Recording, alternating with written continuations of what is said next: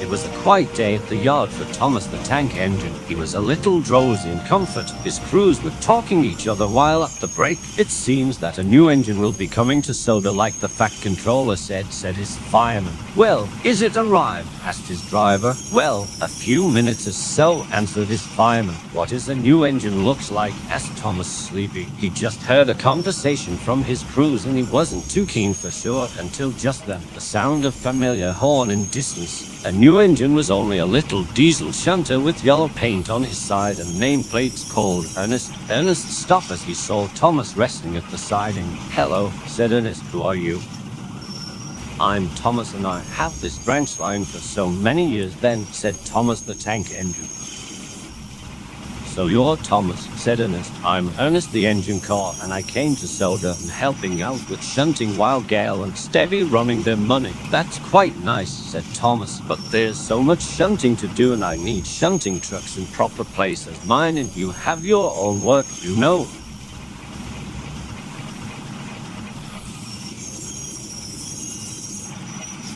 Now Ernest was sometimes becoming careless, self-centered and of course being laziness.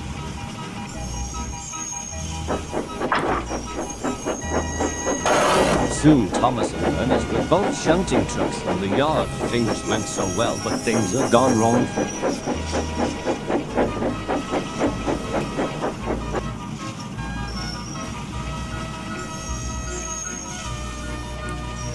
As Ernest pushing something, vans went suddenly derailed.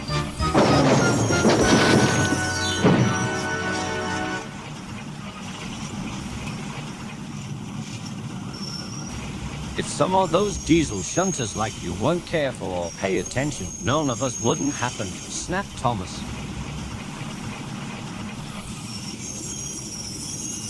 Ernest scoffed indignity. Who no, blue tank engine, back in my railway, I did it shunting properly and get anything done and going me lazy and I'm such a parody homo.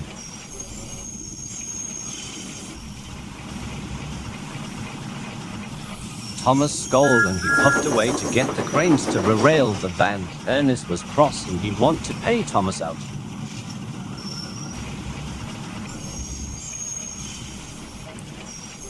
I can't believe that Ernest was such a sense of humor. He complained to Percy at the sheds that evening. Who is Ernest? Quizzed Percy. Don't you know who Ernest was? Said Thomas. He was just a lazy job if you asked me. Percy hadn't say no more, but despite of the conflict by Thomas and Ernest of all times, something has never changed. By next morning, Ernest was already shunting early. Thomas was going to take his goods train to Marin Station and drop off some supplies and Ernest was dozing off. By the time Thomas arrived with his goods, he saw Ernest sleeping at the yard. Maybe he was shunting for me already and I guess he's done already. But Thomas didn't know that Ernest forgot to shunt the brake van on his train. As Thomas started off quickly with his goods, some workmen waving and shouting to Thomas to stop. It was already too late. Thomas had a good speed until he reached the Gordon's Hill.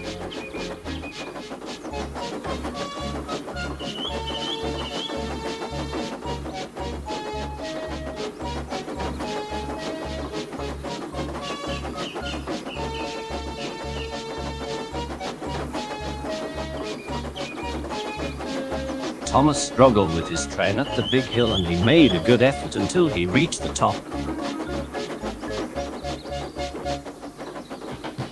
Then there was trouble. His trucks pushing him down the hill made Thomas surprised. Brakes, God, please, shouting Thomas, but there's no reply and Thomas realized that had no brake van to slow down.